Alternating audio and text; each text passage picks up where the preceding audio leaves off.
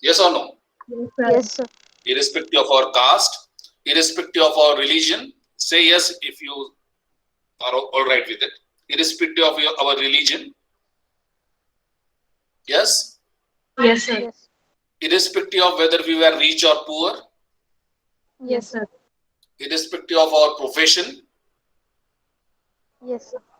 irrespective of whether we were residing in Maharashtra or Karnataka or Northeast, anywhere in any part of the India, yes or no? Yes, sir. Yes, sir. Yes, sir. Okay, so do you think that this is this itself is a revolutionary kind of thing, or no? Getting the right to vote, irrespective of our social status. Okay, whether it's this itself is a revolutionary aspect or not. What do you think?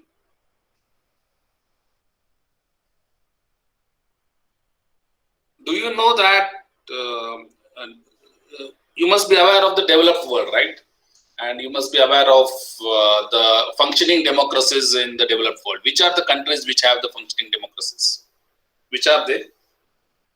One or two? Can you name one or two countries who have similar kind of democracy, democratic setups, democratic governments? Which are the countries which have democratic governments? Famous, the famous countries which have democratic governments in the world. One or two you can name. Hmm? Excuse me, sir. Yeah. Sir, I think USA, England, and France. Okay. United States of America, England, France, Canada, Greece, Switzerland. Okay. All this, right? Right. They have the democratically elected governments, right? Yes, sir. So, yeah. Okay. So you'll be surprised that this governments, okay, when they adopted democracy, right? All these governments, which whenever they adopted democracy, okay, democracy in the sense that people started voting, right, and electing their own government, right? They weren't not all of them were allowed to vote. Are you aware of this fact that not all of them were allowed to vote?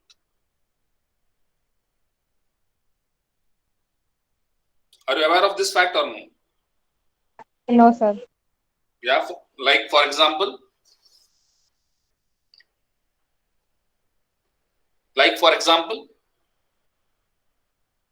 for example, uh, in France, okay, just imagine the year, okay, in France in 1944, up to 1944, women were not allowed to vote. Hmm? Aren't you surprised? France, up to 1944, women were not allowed to vote. In Switzerland, up to 1971, women were not allowed to vote.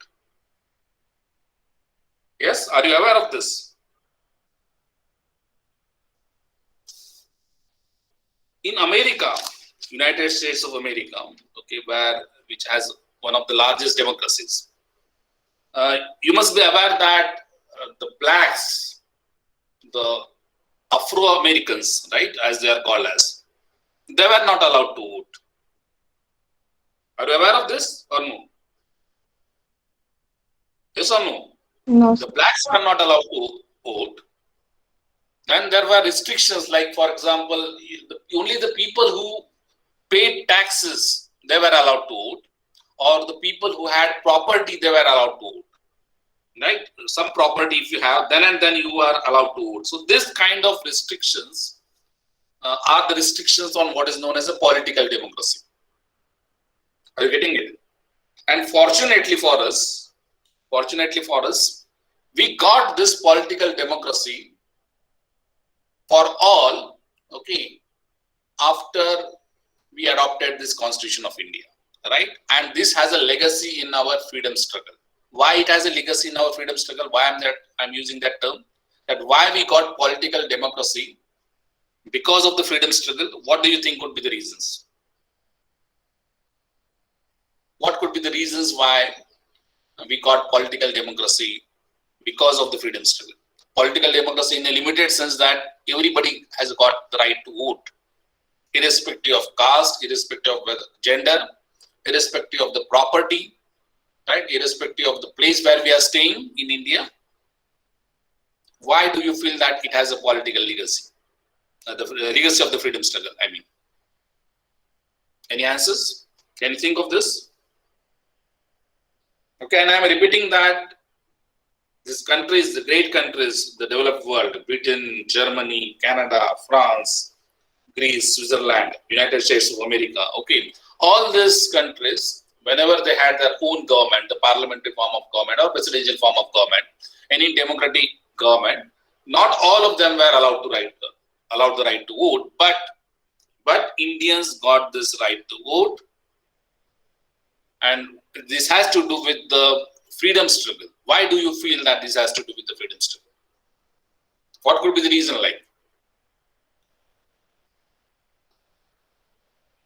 Any guesses? What could be the reason that everybody got the right to vote?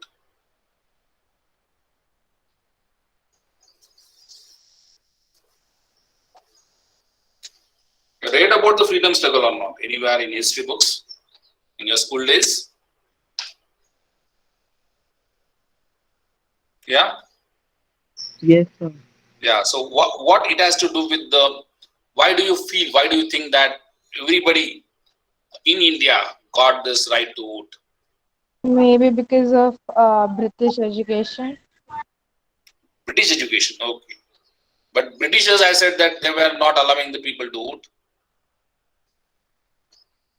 Yeah, but then they left some of like their values as well. Like they stopped sati. They started like women started working. So kind of like everyone got equality. Okay, but you mean to say that women weren't working earlier? And uh, what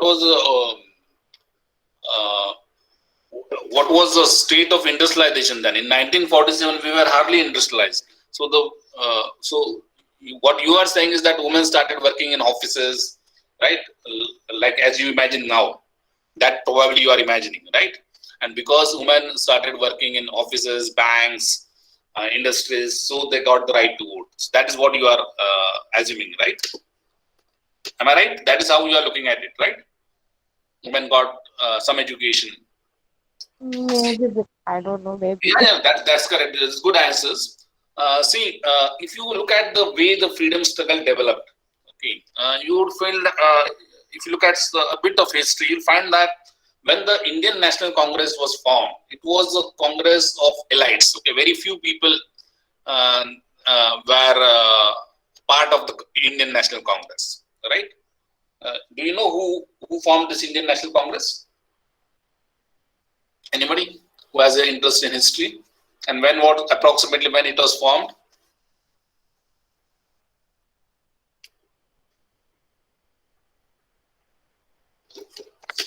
Anybody who knows when the Indian National Congress was formed and when it was formed? 1885. Yeah, it was formed in 1885, no? By whether he was Indian who formed this?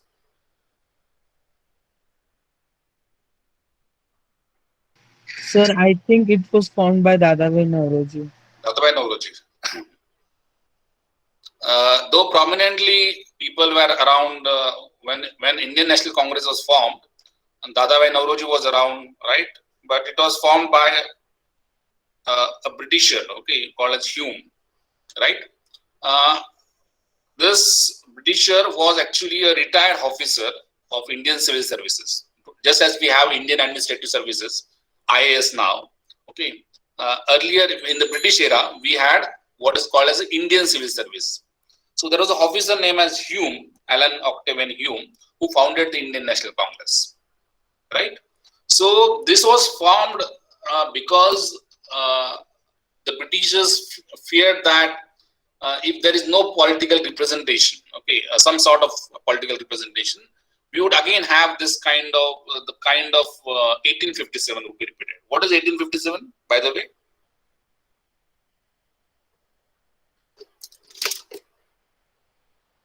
What is Sir, it 18? is the first war of independence. Yeah, Indian Rebellion of 1857, or it is called as the First War of Independence, right?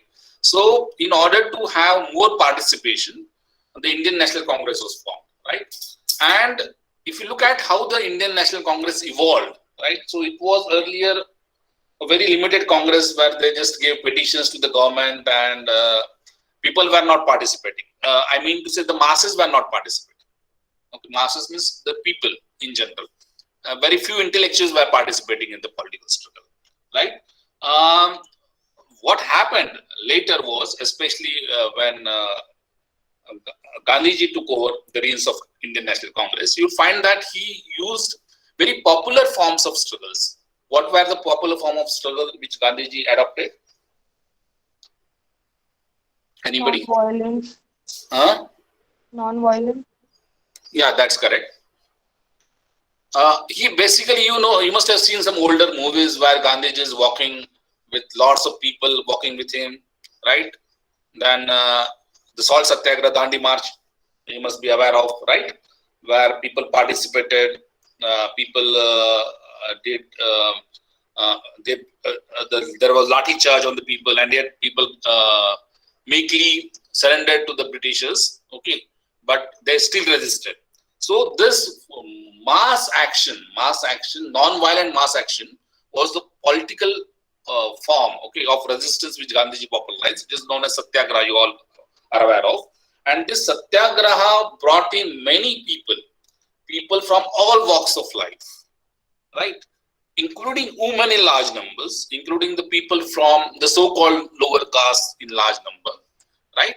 And that kind of participation, popular participation, along with what somebody said here, that the general progressive nature of reforms which were brought in because of the foreign rule, like as somebody said, abolition of sati, then introduction of the English language in the education, where some people, intellectuals, were exposed to the European world, and the European world which was going into an enlightenment kind of process. Okay, so this kind of exposure, this kind of movements, all this which happened where large people, irrespective of their caste and creed, okay, irrespective of whether they were men or women, irrespective of whether they were rich or poor, they all participated under the banner of Indian National Congress and the leadership of Gandhiji.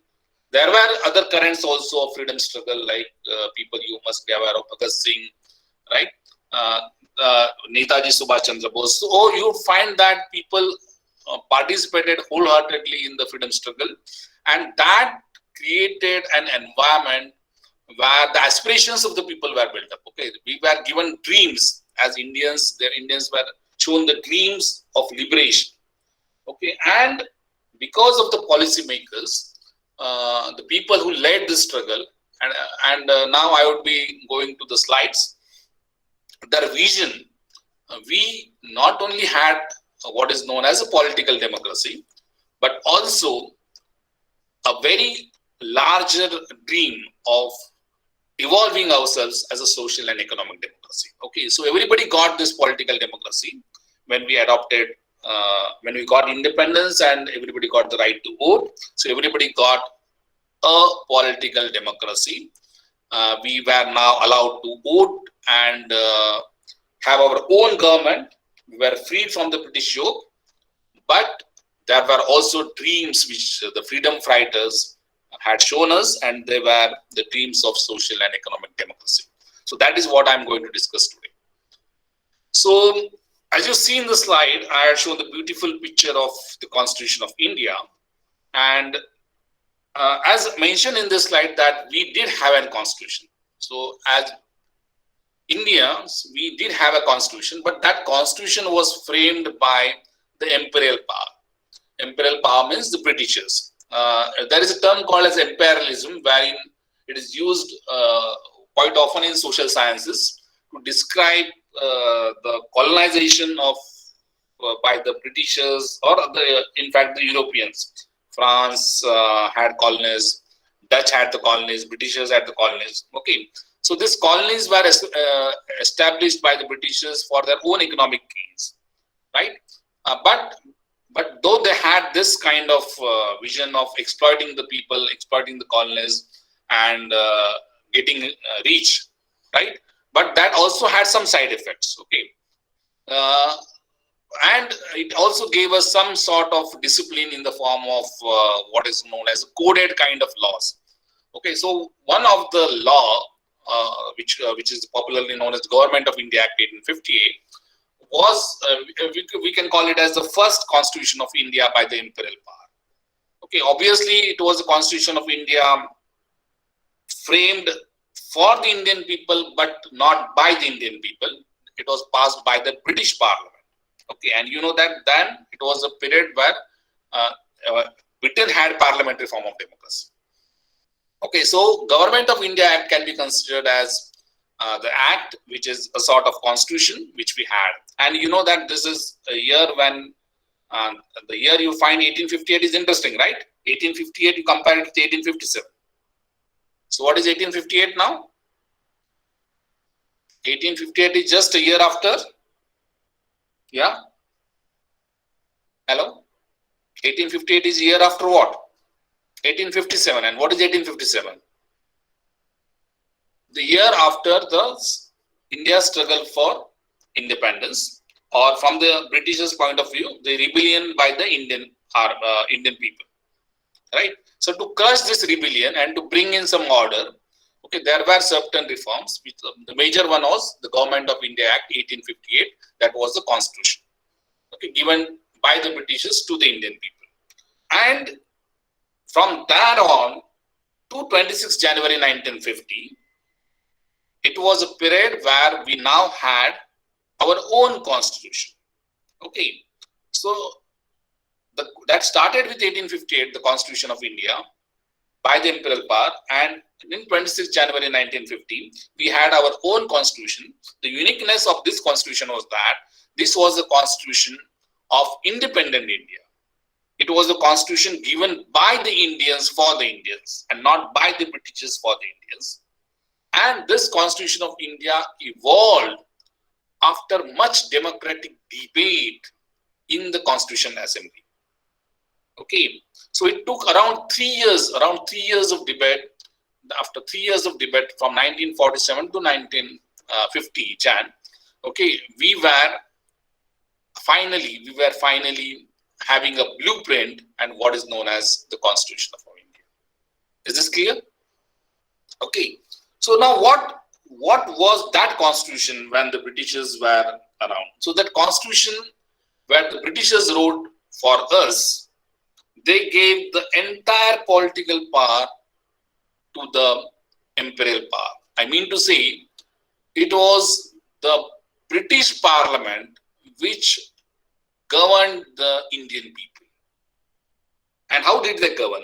So the Constitution of India by the imperial power gave the ultimate authority to the Secretary of State. Okay, what is the Secretary of State? What was that post, Secretary of State? That Secretary of State was a post which was in England. The person has to be in England and he was to be responsible to the British Parliament. Mind well, he was not responsible to the Queen or King of British, because we already have seen that Britishers had adopted the parliamentary form of democracy. So in a way, we would say that Secretary of State for India was responsible for the British citizens, the citizens of England, right? He had the ultimate power and he nominated what was known as the Governor General in India. Okay, so the Governor General in India was a supremo. Okay, the Governor General of India was a supremo, and he was having the entire authority.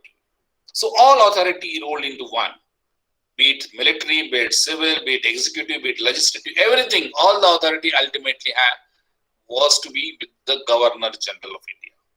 Okay, so obviously we were not democratic.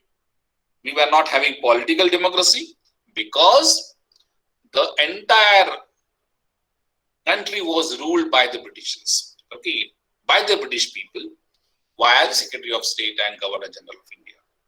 Now comes the interesting aspect, and as somebody was saying over here, and that was a very important point. If you look at 1858 when the British Constitution came into being, and if you look at the three important years I have mentioned here, there is one typo mistake. These 3 years are to be considered as 1829, 1848 and 1856. So what is 1829? Can you read out from the slide and tell me what is 1829? Read out from the slide and tell me what is 1829? Anybody from you? In 1829, when sati was banned. Yeah, and was it a good thing or bad thing? Good thing. Okay, very Good good. thing. And 1848, what was 1848? Girls' education started. Yeah, 1848 was the year when Savitribai Phule started school for girls in Pune, right? Yeah. Yes, sir. So this is the Yes, first sir. girls' school in India, right? And what is 1856? Widow marriage was allowed. So whether that was a good thing or bad thing? Good thing. Widow remarriages were allowed. Girls were given the right to education, and sati was banned. Okay, and what was the government then when these three events happened? What was the government then when the three events happened? British government. British government. No, it was not simply the British government actually. It was actually the government of the East India Company. So it was not the government, democratic government of the British rule. It was actually the East India Company which was ruling India, right? You know that it was only after 1857 that the British Crown took over the governance of India. Are you aware of this or not? It was the East India Company, okay, which was ruling this country, right? And ultimately, when there was a rebellion from the British's point of view, or independence from the Indian point of view, the struggle for independence from the Indian point of view, this takeover of the rule by the British Parliament, by the British Crown, happened in 1857 from 1858 by the Constitution of India, right? So now, why did I include these three things in the slide? When we are talking about freedom struggle, when we talk about the independence, democracy, and such a good thing about being liberated from the British yoke, why do you think that I have included these three events in my slide?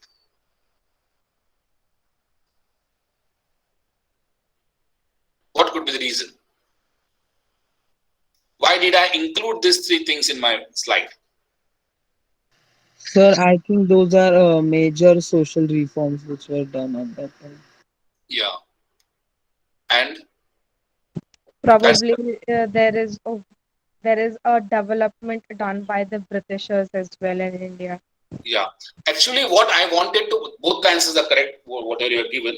What I wanted to point out to you is that we should not be looking at independence, democracy from a very narrow perspective, or a very typical perspective that we host a flag, we sing a national anthem, and then we march with discipline, we stand in obedience with the for the national flag. This has to be done, but we need to look at independence from a much broader perspective. Independence is basically for the people of India, okay, and it is not, nation is about the people of India. When we talk about a nation, when we talk about the democracy, it is all about the people, and hence everything that which matters to the people, that has to be discussed when you talk about democracy. So this discussion which we are having is, we are not limiting our discussion to a political democracy. We were not a political democracy then, right? We were not a political democracy then, neither were we free then, okay, but from the perspective of evolving of the democracy, from the perspective of evolving of the democracy, these were the major things, and hence they need also to be recorded when we talk about the struggle for Indian independence. Okay, so struggle for independence is not simply that, yeah, we woke up one day and suddenly the British flag was taken down and the Indian flag was hoisted, and then we sang the national anthem. That was not simply the Indian independence. We have to look at the Indian independence and the evolution of democracy from the perspective of how this set of values and the participation of the people that were enlarged because of our struggle for Indian independence and other associated reforms. Okay, so that is the reason why I have purposefully included these three slides when we are talking about the imperial power, the exploitative power, and the British rule. Okay. Now, it is important for us to understand the philosophy of Indian Constitution. So what was that philosophy? So for that, I am going to choose the writings of two important leaders, according to me. Gandhiji was no more. So after independence, it was Jawaharlal Nehru and Ambedkar, Dr. Ambedkar. Dr. Ambedkar, because he was the chairman of drafting committee of our constitution, and Pandit Jawaharlal Nehru because he was the first prime minister of India, of independent India. So these two people were very influential, and how they thought about the future of India, that has to be understood if you want to understand the philosophy of our Indian constitution. What was the thinking of our Indian constitution? So what is the philosophy of Indian constitution, which is mentioned in a speech given to Constituent Assembly in 1946, in the December 1946 by Jawaharlal Nehru. So what he says? So he says that the first task of this assembly is to free India through a new constitution. Okay. So, and look at the freedom he is talking about. He is talking about a freedom of roti, kapda or makan. Okay. What is he talking about? The freedom of roti, kapda or makan. He is talking about the starving people. He is talking about clothing the naked masses. Okay, and giving Indian the fullest opportunity to develop himself. Look at this. What he is talking about is talking about individuals, Indian individuals. Okay, and he is talking about giving them freedom. And freedom, not simply the right to vote, he is talking about the freedom from hunger, freedom from destitution, freedom from poverty, and an opportunity to develop himself or herself. Though now you would say that, see, look at Nehru, he was a male and he would say he's talking only about himself. But yes, he was talking about the entire country, right? Himself or herself according to his or her capacity, right? And he was aware that the situation was not ripe for development. We have had an atmosphere where there were the atmosphere of hatred, especially it was just a year before India was to be partitioned. There were communal disturbances, and yet he's saying that what is important for us to keep on going and keeping on this central aspect in mind, the problem of the poor and the starving. Okay, so this was the philosophy of Indian Constitution as laid out by Jawaharlal Nehru when he gave the speech to the Constituent Assembly. He passed an objective resolution. This objective resolution also gives us his viewpoint about the democracy he's talking about. And what is that? The objective resolution, which was passed in the Constituent Assembly on Jan 1947, it talked about these 5 important things. Look at these 5 important things. They are the sovereignty to the people. As I said that before 1947, it was the British imperial power which was ruling us. Now we are free. And this is a very important thing. We are free, that is the most important thing. So sovereignty to the people has to be valued. Okay. Second thing is the people of India, and he's not saying the people of particular group, he's saying the people of India should be guaranteed the justice, social justice, economic justice, and political justice. So he's using the 3 terms. He's not simply talking about the right to vote. He's talking about the justice for the society from the social, economic, and political perspective. Equality of status, equality of opportunity, equality before the law, and the freedom to express oneself. Freedom to take any thought, freedom to cherish any belief that was to be guaranteed by the Constitution. That is what he is saying to the Constituent Assembly. The people, he was appealing to the people who wanted to write the Constitution for India. And then, in spite of the fact that India was to be partitioned, that is how Nehru differs from Jinnah. Okay, He was a builder of modern India, and he wanted Indians to be a very progressive lot, wherein we would be having adequate safeguards for the minorities. Not only for the minorities, but for the so-called backward castes and for the tribal people and the tribal areas. So this was the egalitarian vision which was to be considered while writing the constitution. Obviously, the integrity of territory was important, and he has put this in the objective resolution, especially because the Kashmir issue was a burning issue then also, now also it is a burning issue. So that was in his mind. So integrity of territory was important. Integrity of territory is written because you know that there were princely states who wanted to remain independent, but ultimately they were co-opted into the Indian constitution and the Indian state. So integrity of territory was important to him when he wrote that objective resolution. And he was an international guy. He talked about global peace, global solidarity, and you must be aware that he was a person who ultimately gave us what is known as Panchashila. Okay, the non-aligned movement was because of his efforts. So this was a vision, and this was the broader principles which he set out when the objective resolution was passed by the Constituent Assembly, and that became the foundation of the Constitution. Sir, If you look hello. at the preamble of the Constitution, if you look at the preamble of the Constitution, that also gives us, that also talks about the philosophy of the Constitution. And what does that preamble says? The preamble says that we are to give the citizens of India justice, liberty, equality, and fraternity. Okay, you must be aware of these terms in the context of French Revolution. Okay, but as I said, as I pointed out, that even in France, for example, women were not allowed to vote as late as in 1940s, right? But so though these terms they had their origin in the European kind of establishments, but I would say that this had more meaning because we had a freedom struggle where women participated, women from men from all walks of life they participated.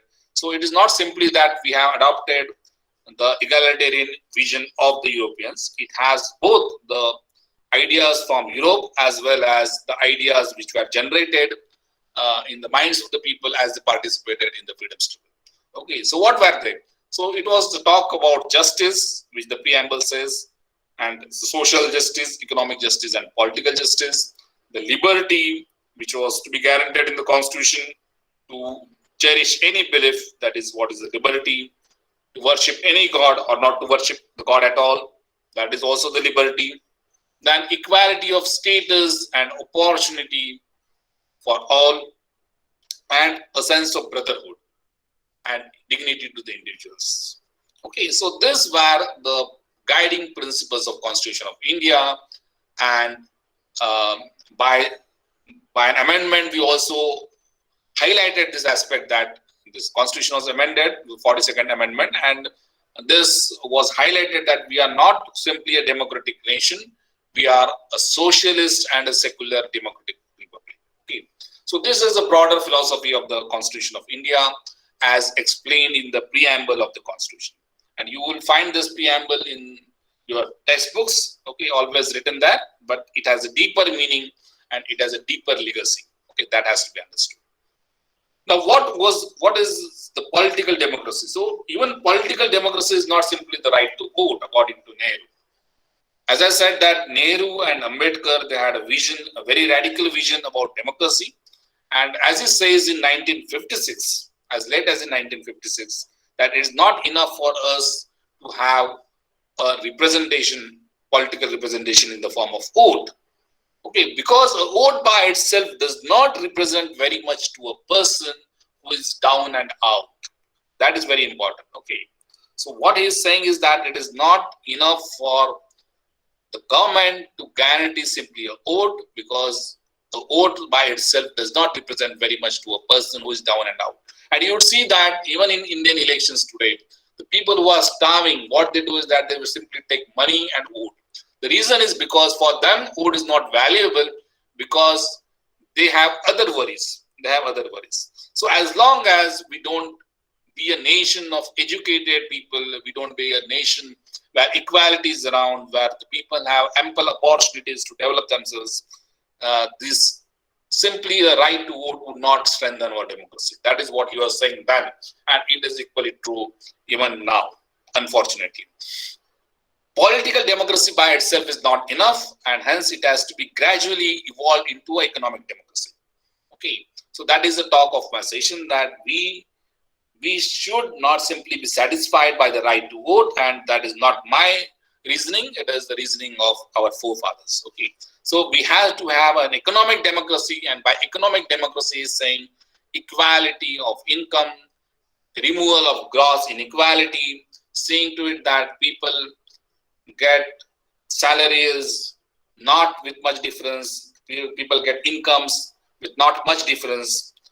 There is a reduction in poverty as well as a reduction in inequality. So that is what Nehru said about gradually moving from political democracy to economic democracy. And the other important person, as I mentioned, Dr. Ambedkar, he also says the same. What does he say? In his speech, and I would advise you to read the speech in detail.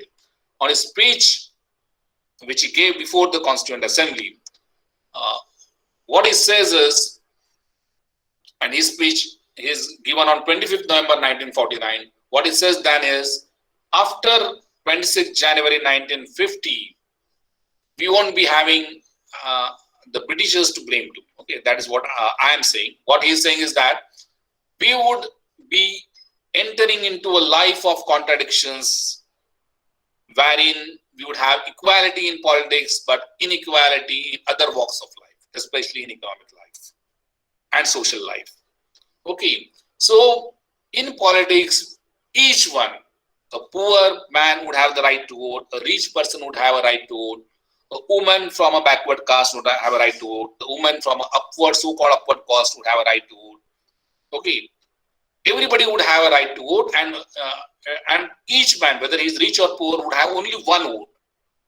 Okay, and that's important. It's not that people with more property would have more votes, people with less property would have less votes, or men would have more votes and women would have low votes. That is not the case, right? But what he says is that, and that is important, he says, what he says is that in our social and economic life, we would be continuing to deny the principle of one man, one value. Okay, because he is saying that there is no inequality in our society, in our social life and economic life.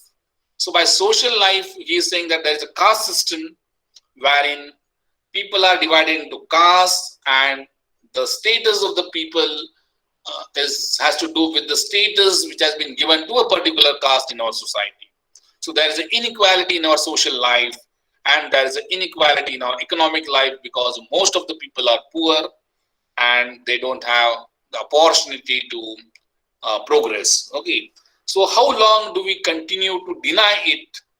How long can we deny this social democracy and economic democracy? And he puts a warning. He says that if the economic democracy and social democracy is not achieved within a short span, we would be blowing up our political democracy.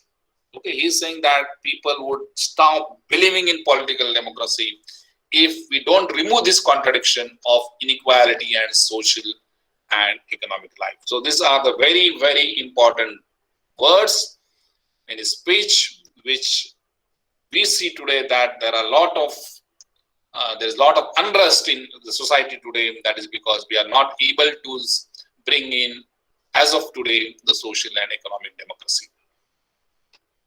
So by social democracy, what he meant was, Dr. Ambedkar meant was the recognition of liberty, equality and fraternity. Okay, and you would be surprised at why he is using this term liberty. This is because in the contest then, there was another model, which was the model of the Soviet Union model, wherein there was equality in the sense that government was taking the ownership of everything, and people were given jobs, they had the right to employment, but they didn't have the freedom.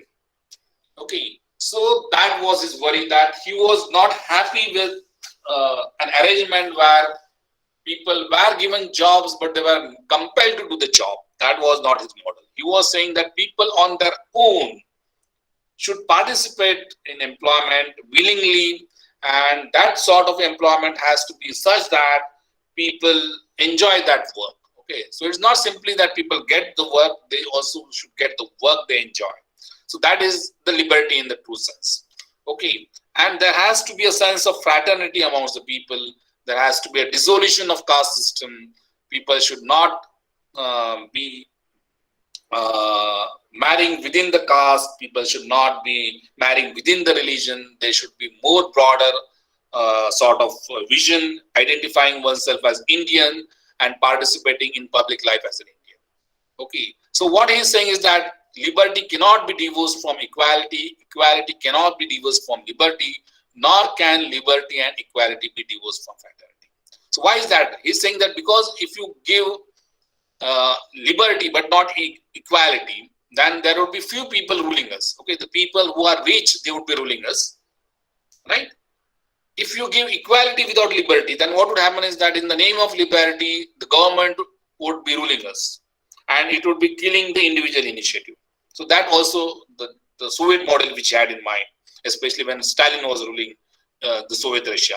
So that also would not be a welcome kind of development. And without fraternity, liberty would produce the supremacy of the few over the many, right? So that also is not to be allowed. There has to be a constant sense of belongingness amongst the people. So without fraternity, liberty and equality could not become a natural course of things. It would require a constable to enforce them. So a police raj is not desirable. So we should have fraternity, we should have equality, and we should have liberty and equality, right?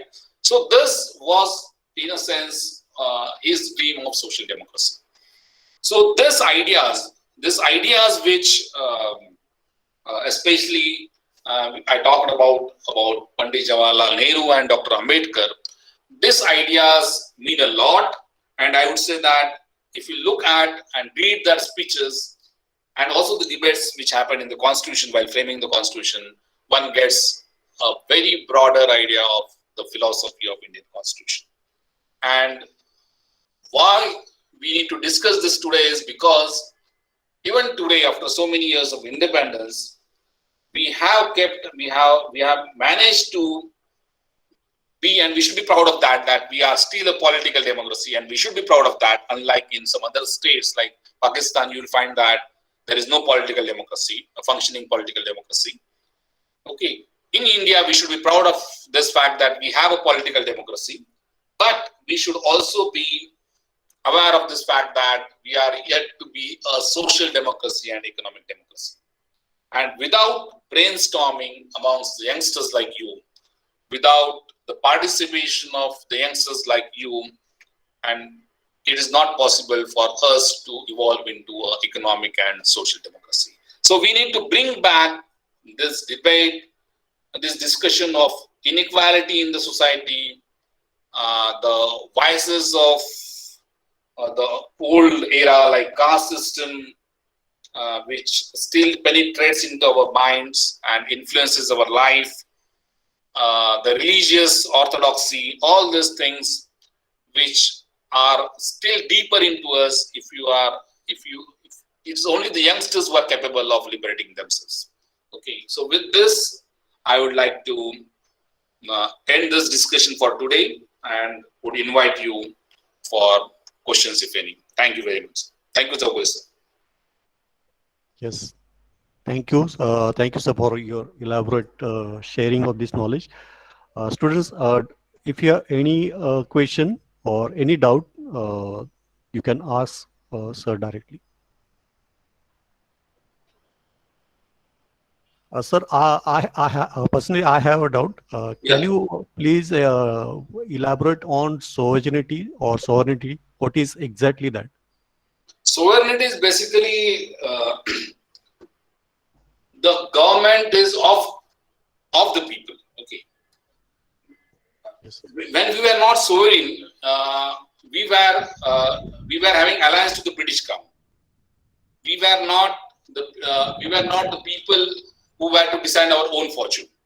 So sovereignty, according to me, is basically the people's rule, the rule of Indians. So we are sovereign because we frame our own constitution, we frame our own law. And though the constitution is the written constitution, though the constitution has a blueprint and there is something called as basic features of constitution, I would say that ultimately, as Dr. Ambedkar explained in his speech, it is the people who gave us this law. And if you see the starting, it is not written that somebody else gave us this law. We, the people of India, give us this law. We give us this constitution to ourselves. So that is the meaning. Okay. Yeah. Thank you, sir. Anyone?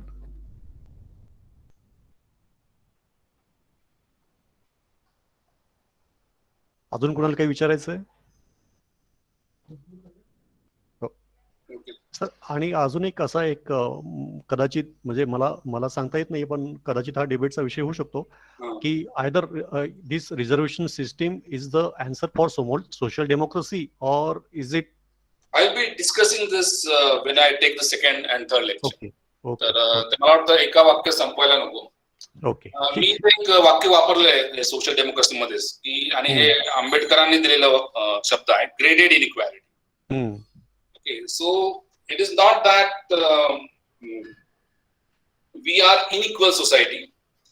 We are a society who are graded to be unequal. म्हणजे आपल्याकडे सिस्टमच अशी बंदिस्त आहे की याच्यामध्ये आपल्याला म्हणजे त्या बंदिस्त याच्यामध्येच आपली डेव्हलपमेंट होऊ शकते because of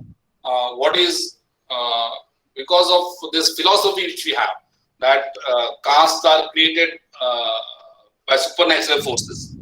And if we break the caste system, then maybe we would be creating some very big kind of scene. म्हणजे काहीतरी मोठं पाप करू आपण जर कास्ट सिस्टम ब्रेक केली आपण. Okay, so this, as long as this caste system and this graded inequality is in place, we cannot think of the democracy in the real sense. Okay. Sheetal, मी बोलू का एक मिनिट? हो हो बस.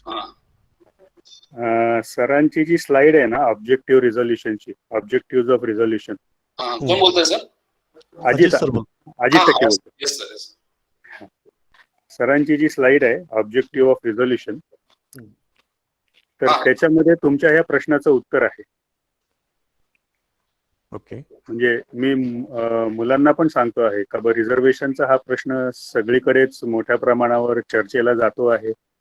त्याच्याबद्दल बरंच म्हणजे जवळपास 90% गॉसिपच आहे आणि त्याच्यामध्ये सुद्धा वेगवेगळ्या अफवा आणि वेगवेगळ्या चुकीची मतं पसरवण्याचंही काम चालू आहे. पण मुळात जर आपण ही स्लाइड बघितली ऑब्जेक्टिव्ह ऑफ रिझोल्युशनची, तर तिच्यामध्ये हे सगळं उत्तर सापडतं आहे. त्या स्लाइड वरती विचार सगळ्यांनीच करायला हवा आहे. आणि एका वाक्यात जर उत्तर द्यायचं असेल तर आपल्याला चर्चा रिझर्वेशनची न करता कास्ट सिस्टमची केली पाहिजे.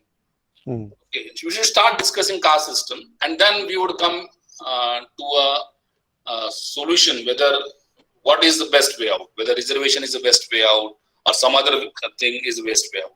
पण ते आपण डिस्कशन करूया नंतर. मला वाटतं की there are 2 more lectures given to me, so yes, that we will definitely discuss this. Yes. Thank you very much for giving me this opportunity, sir. Yes, sir. We are very thankful to you also, and we will eagerly wait for the next lecture by you. Yeah. Sir, पहिला जे video आहे तो तुम्ही share करू शकता, तो पहिला video केलेला. हो. चालेल, पहिला करा. Yes, sir. करतो मी. Thank you very much. Yes. Thank you, sir. Thank you. Yeah, thank you. Okay. Okay, shall we stop here? Recording नसेल केलं ना? हा? रेकॉर्डिंग केलं नसेल ना? केलेलं आहे सर. ओके, ठीक आहे. मग रेकॉर्ड मला फक्त पाठवा. हो. पाठवतो. Thank you very much, sir. Yes, thank you. Bye. Bye all of you. Yes, sir. Thank you. Thank you, sir. Yeah. Thank you, sir. Thank you, sir. Yeah. Have a good day all of you. Bye, sir.